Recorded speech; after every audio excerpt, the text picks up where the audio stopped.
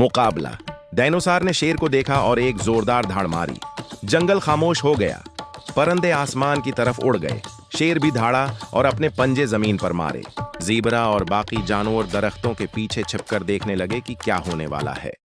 Dinosaur दरख्तों को हिलाकर आगे बढ़ रहा था। इसके कदमों की गर्ज से जमीन कांप रही थी। शेर ये सब देखकर आगे आया और बोला, ये जंगल मेरा है, यहां मैं बादशाह हूं। कोई भी जानवर, चाहे वो माजी से आया हो या मुस्तकबल से, मेरे कानून को नहीं तोड़ सकता। डायनासोर ने अपनी बड़ी दम झटकी, दरख्त गिरने लगे। शेर ने बिजली की तरह झपटा मारा और डायनासोर की आंखों के करीब पंजे मार दिए। चीता, हेरन और ज़ीब्रा खौफजदा थे, लेकिन साथ ही उम्मीद कर रहे थे कि शेर कामयाब हो। लड़ाई बढ़ गई। शेर जख्मी हो गया लेकिन हार नहीं माना। तभी हाथी आगे आया।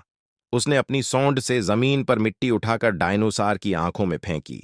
एक आबू आसमान से झपटा और डायनासोर के चेहरे पर नोच मारा। ये देखकर बाकी जानवरों को हिम्मत आई। हिरन ने शोर मचाया। ज़ेब्रा ने दौड़कर बाकी सबको इकट्ठा किया। जंगल के सब जानवर एक साथ हो गए। डायनासोर, जो अकेला था, सबकी ताकत के आगे हार गया। वो पीछे हटा और आखिरकार जंगल छोड़कर चला गया।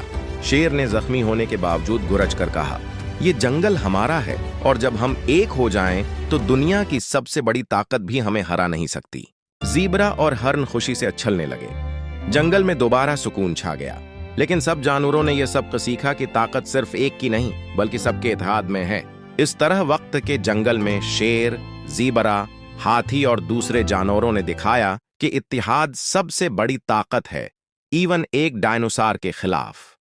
वीडियो अच्छी लागे तो हमारे चैनल को सब्सक्राइब, कमेंट और लाइक लाजिम करें।